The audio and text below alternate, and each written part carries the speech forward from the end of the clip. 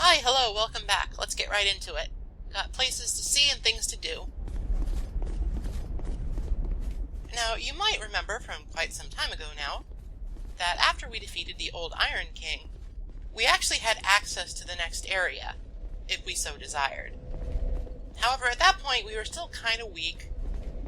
It didn't really fit in with the game flow at that point, so I think now would be a better chance to explore that area. I'm starting to think that maybe they ran out of things to describe their DLC with. There's only one actually new descriptor here. I'm not really sure what with water dry and path amiss means. Like, it sort of made sense with the Sunken King DLC because it was like, water featured quite heavily into that environment, but not so much here.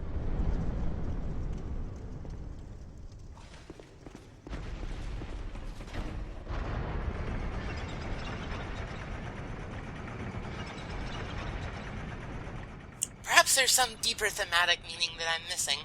I'll certainly consider that. At any rate, welcome back to Brume Tower. It's been a bit since we were here last.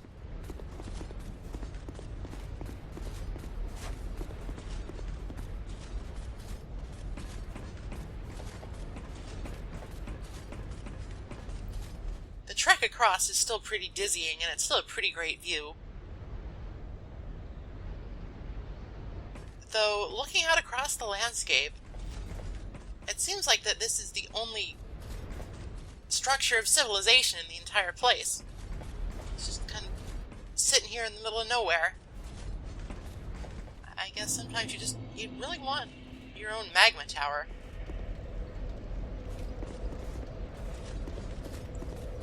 Now, as far as magma towers go, Brume Tower will not disappoint.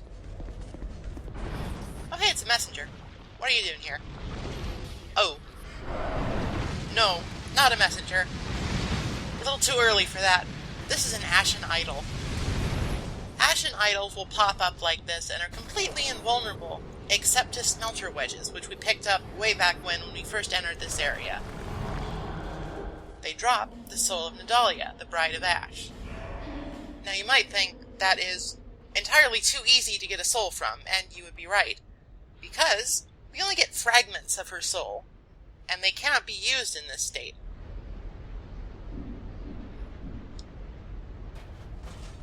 When they do pop up, the Ashen Idols tend to do a lot of really nasty things. That one cast Chaos Firestorm, others will buff enemies, and others will do things worse still. When you run into one, it's best to make it your priority to get rid of it. They won't respawn, thankfully, because you only have so many smelter wedges to use.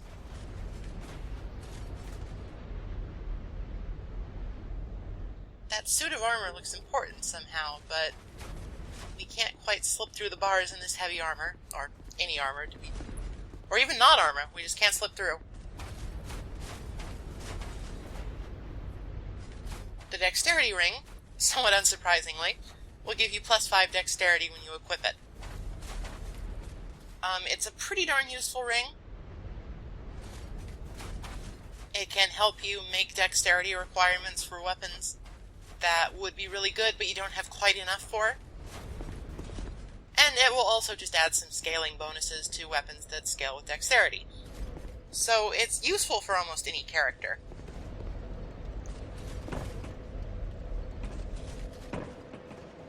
Though whether or not it's useful enough to take up a ring slot is sort of up to you.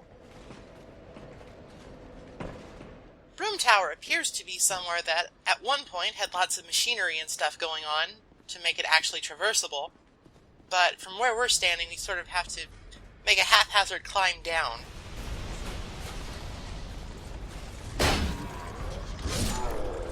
This is the most common enemy in Brume Tower, the Ashen Soldier. Alone, they're fairly harmless. Well, harmless might be a bit much, but they're certainly no big deal. In groups, however, they can be pretty devastating.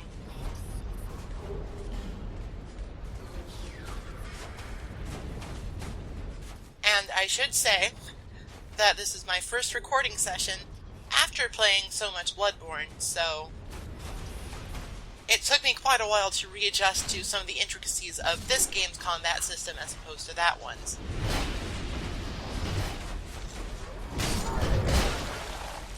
Probably the most dangerous attack that the Ashen Soldiers have is the leap attack that they can do without a lot of wind-up and from a pretty fair distance away. It can easily catch you off guard.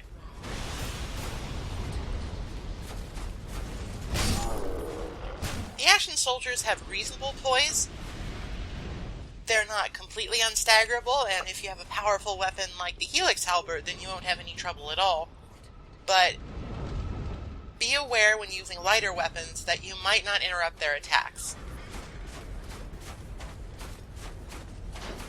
You should also be thorough in knocking down these ashen statues, which are presumably the remains of people, which is sort of fucked up. But fucked up it may be, they sometimes have valuable soul items in them, so it's worth it to knock them over.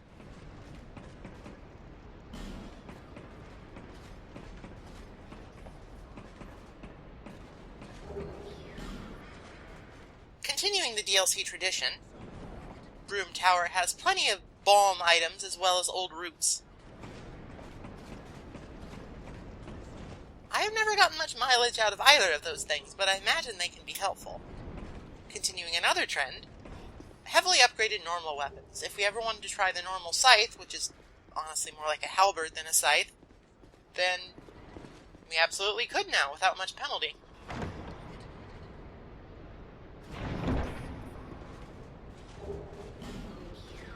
A free Titanite slab is always welcome. I'm not sure what that guy's going on about a trap. That was a perfectly safe chest. Almost conspicuously so. Now this room can give you a whole lot of trouble. I wouldn't actually recommend doing this. For this room it's not really necessary. But you can bum rush the Ashen Idol. And you have some invincibility frames when you're driving the stake through it. However, that aggroes a whole lot of these guys at once and puts you in a bad position.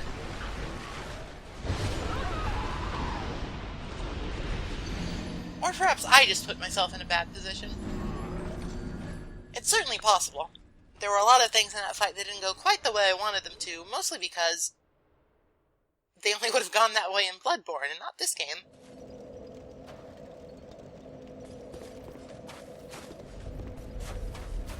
In Dark Souls 2, healing is a much more laborious affair.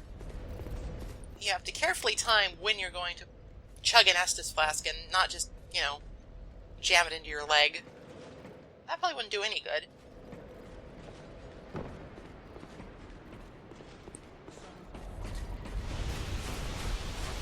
Now, the reason that you might want to bum rush that idol down, I wouldn't really recommend it, is that the idol will give the surrounding Ashen Soldiers a pretty significant buff to attack and defense, denoted by the fact that they will be covered in ash. Well, more covered than usual. Even so, it is probably better to take those on one at a time than to take on 3 unbuffed soldiers all at once.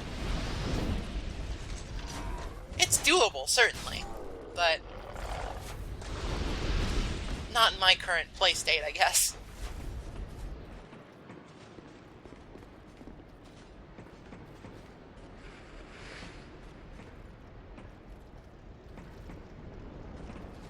Making our way back down to where we were, we'll have a better time this time. With the idol down, we don't have to worry about taking on buffed up soldiers, and we can just sort of do it one at a time. The game sort of expects you to sometimes die in taking down the Ashen Idols, so fortunately their drops will not despawn. I'm pretty sure that the soul fragments will wait there patiently until you pick them up, no matter how far away you go. I wouldn't necessarily try testing that out to tempt fate, but you have some leeway, at very least.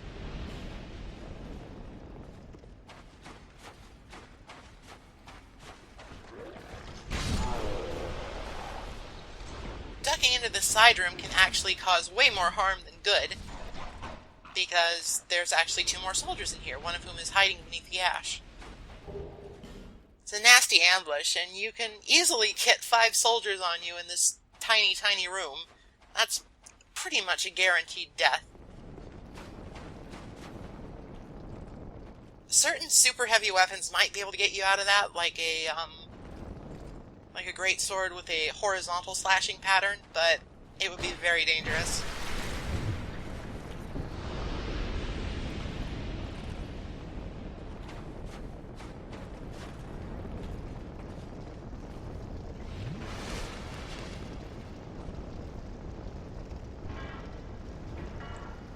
With this door open, we now have more or less free reign to just run through this area if we need to do so again. And given how badly my wires have been crossed by switching between 2 games, that might be necessary. I hope not. But the worst is yet to come.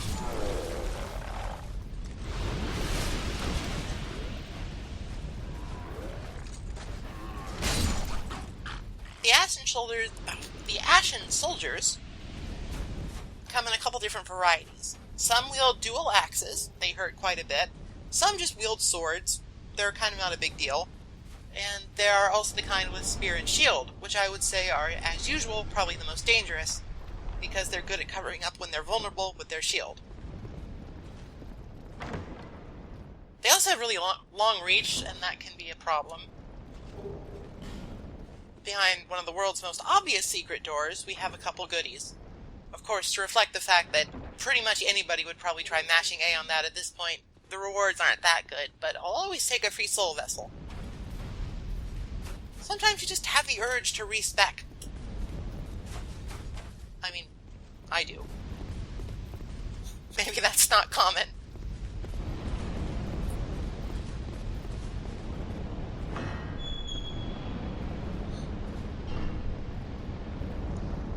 This next room introduces another major mechanic of the area. We have explodey barrels and little friends carrying explodey barrels. Little friends are often not very cautious, and they will walk right into something flammable, like, you know, a random gout of flame, because that's a reasonable thing for a magma tower to have. This can be used to your advantage. Of course, it can also get you killed, so be careful. There is sort of an art to corralling the little guys.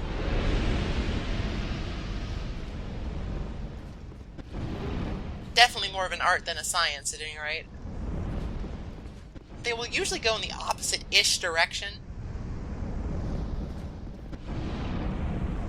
We were lucky enough that explosion took out the enemy on the other side of the fence, so I'll have to explain that one another time. Because now the only context we have for it is, it's fleckin' dead.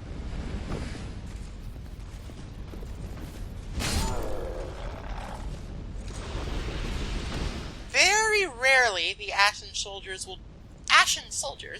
I keep putting an extra SH in there, will drop their weapons. I believe only the sword can drop, but honestly it's so rare I've never seen any of them drop, so I'm sort of taking it on faith. This chest I have found is actually really prone to getting smashed open during a fight. Inside is a punchy weapon, +8. It's so light I might as well just equip it.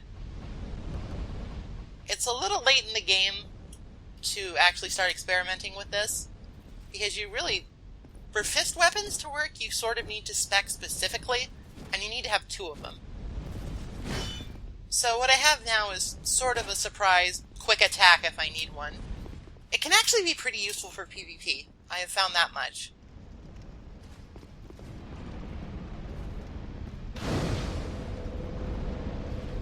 Having lots of options and mix-ups available for PvP is actually really, really important. Doesn't matter how strong the Helix Halberd would be if everybody just dodged it. Which they probably will, because it's not very fast. Now, much like Sanctum City and the Dragon Sanctum, Brume Tower is one giant interconnected area. So we found another bonfire, but this is just the first of many, more or less. Even so, it is a very welcome checkpoint.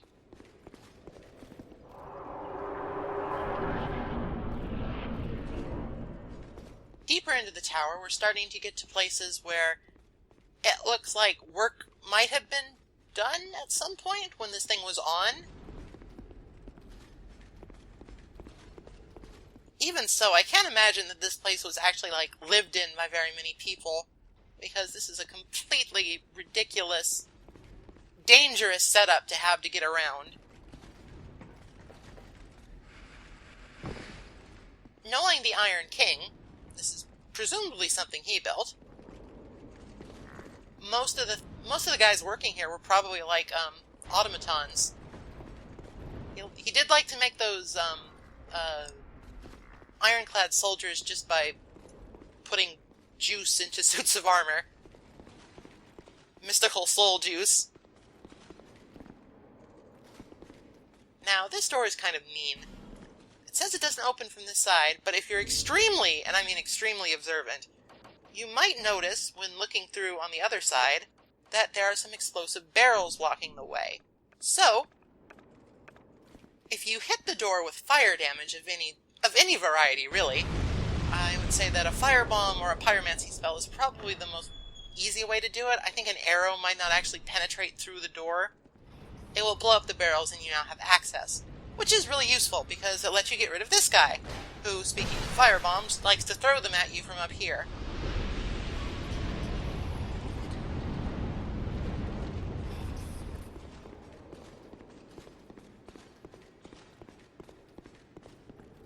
Now that door is open, it will remain open, so if we need to make another return trip, then it's not a big deal. And I'll tell you right now, we're going to need to make a return trip because this next room is one of the hardest in the entire game. At least I have found. There are a couple of ways you can deal with it.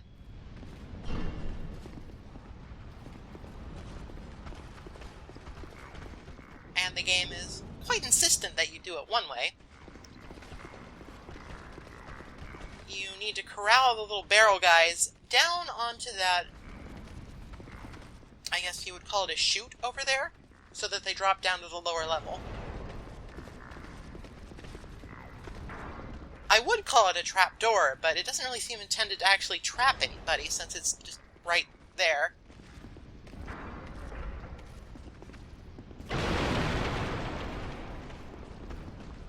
The barrel haulers are not actually hostile.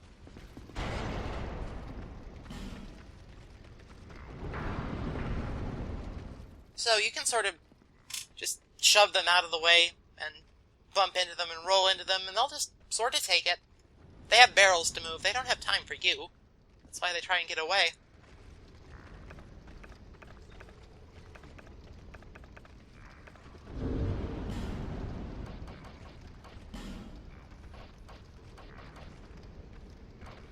Now, the safest way to take out this room is to use arrows of some description.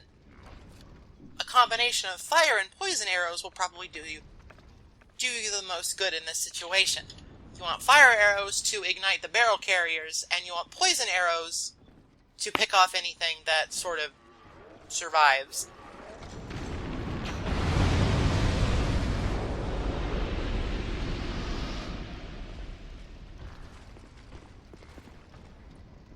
However, it's really tedious just waiting here for things to sort of wander into range, so you sort of have to take matters into your own hands if you're doing this on camera for the internet.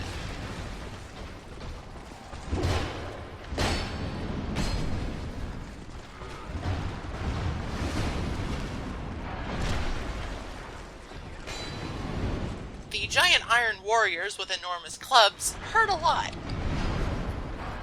And this is another Ashen Idol that will simply buff up all of the enemies around it. So, since I'm not having much luck to begin with, I decided just to make a rush for it and get it out of the way. It went about as much as you would expect.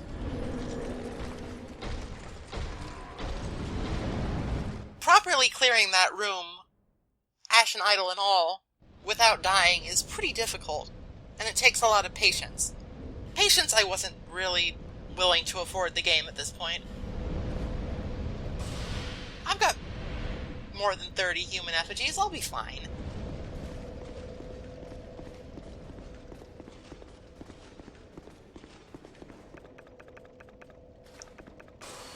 I can always go back to the Shrine of Amana if I need more.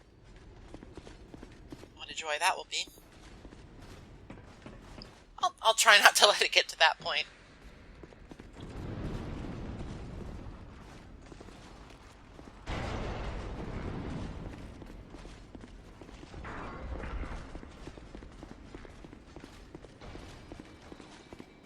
Before making another attempt, it is definitely worthwhile to come back up here and take this guy out. You could also potentially drop him to the floor without killing him, but that would only sort of relocate the problem and not remove it.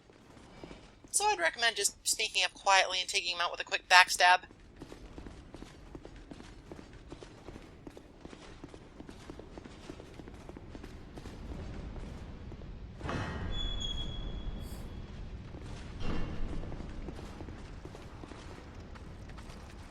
Once again, trying to corral the little barrel guys onto the chute.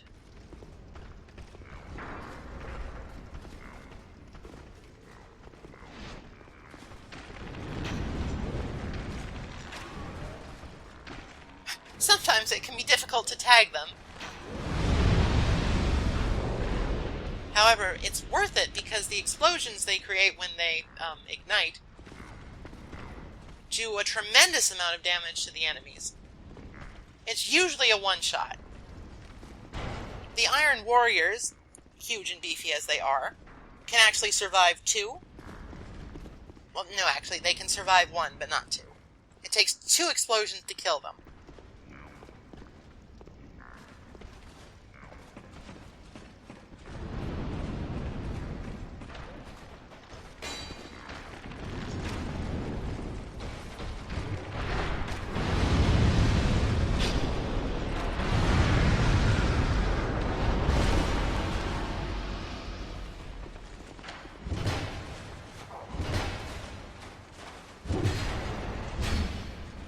I got pretty lucky here with the placement of the barrel guys because taking out the Iron Warrior was definitely the most important thing in this fight.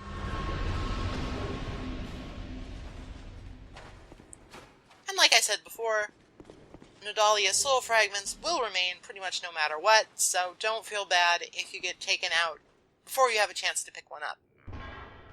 The Flame Quartz ring is really important for one specific instance in this game that we'll get to a bit later. However, it is really important.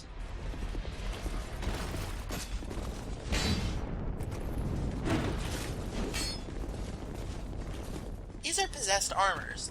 We blew up one of them more or less inadvertently earlier before it had a chance to do much of anything. They're quite a bit stronger than the Ashen Soldiers, and they have a sort of erratic moveset because they don't really have corporeal form, so they can do some really weird stuff with the swords they wield. They're quite resistant to fire damage, and they do some themselves, so you should be careful about blocking their attacks. It's better to dodge in that case. Next on the new enemy roundup, we have the Fume Sorcerer. Or Brume Sorcerer, I'm not sure which one. I'd have to look at their equipment to know for sure. At any rate, these sorcerers are really annoying, because they can snipe you from a distance and are fairly dangerous up close, too. They use lightning attacks, so you really don't want to roll into the various Minotaur statues that you see that are filled with the water like they were in Iron Keep, because that will make these guys hit like a truck. In fact, there aren't very many enemies here, aside from the possessed armors, that do deal fire damage, so those water pots are mostly a trap. Sometimes you have to expend more arrows than you would like finding your range, but when you do, it's usually worth it. That getting rid of him makes traversing this much more easy.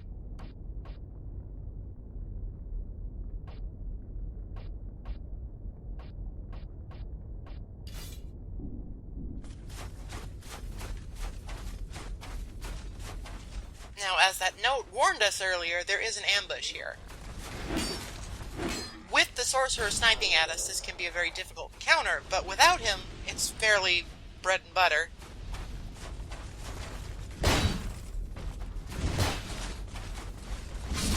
The guy that pops up from behind you is sort of annoying, but he's not a huge deal. There's 3 in all, which is why this can be dangerous if you have the sorcerer still alive.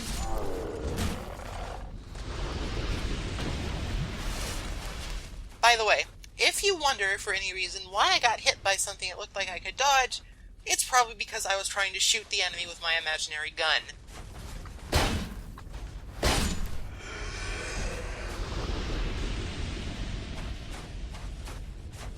We'll see an example of the sorcerers being dangerous up close later, but in that case we mostly stun-locked it to death.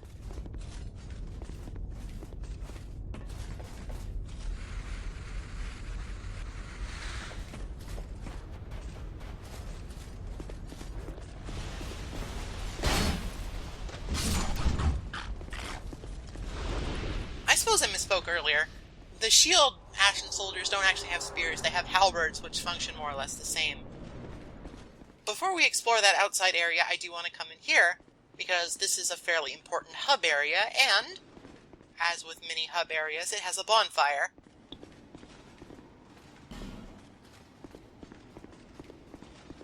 Somewhere. There it is.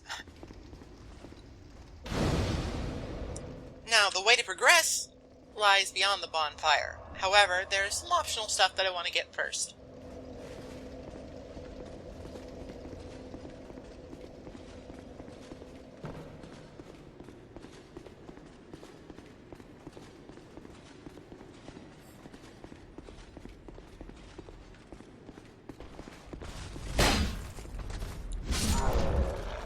Also, as an aside, I apologize profusely if any heavy breathing or stuff comes into this recording.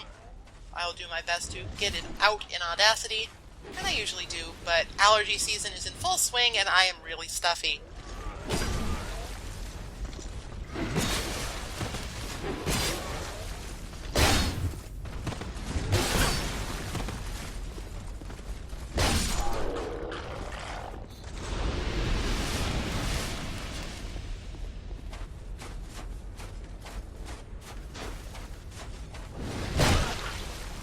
So this area is interesting.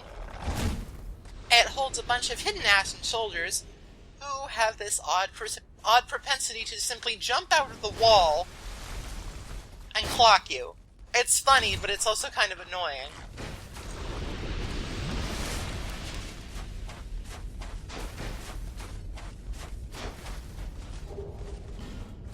Like I said earlier, it's worthwhile to make sure you knock down all these Ashen remains, because the soul of a great hero is nothing to sneeze at. That's 20,000 right there, and there's another 10,000 there.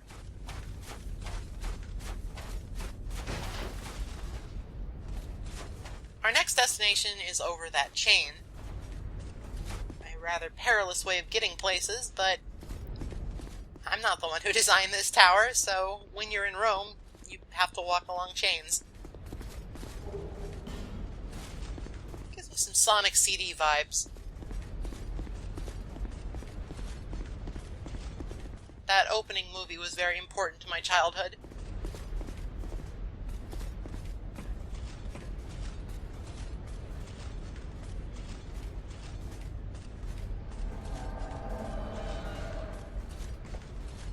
Dark Spirit Maldron the Assassin is an interesting enemy. He does not like to fight fair. He's got a spear and shield set up, more or less. He's got a great lance. I believe that's the champion's lance. And it hurts a lot. And it's kind of difficult to dodge because it's very delayed.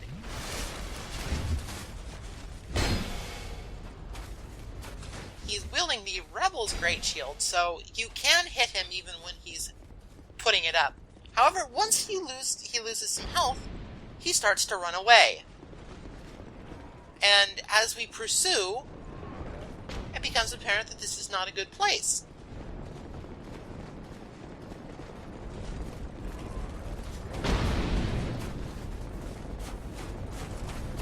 Not only are there enemies, the entire area seems to passively curse you.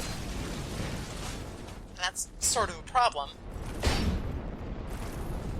This possessed armor is even stronger than usual, and for some reason does not give any souls upon death.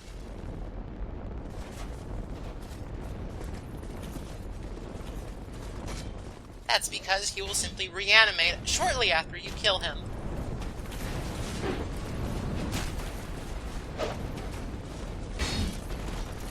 So that's not really a sustainable exchange, given how weapon durability works.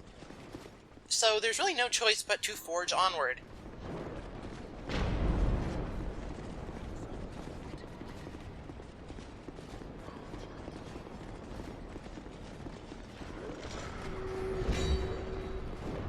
Maldron likes to set up shop right next to the Ashen Idol.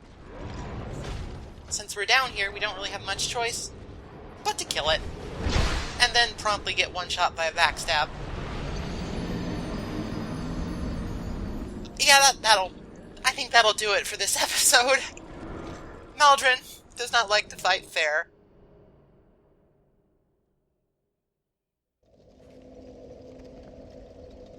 Not fair at all.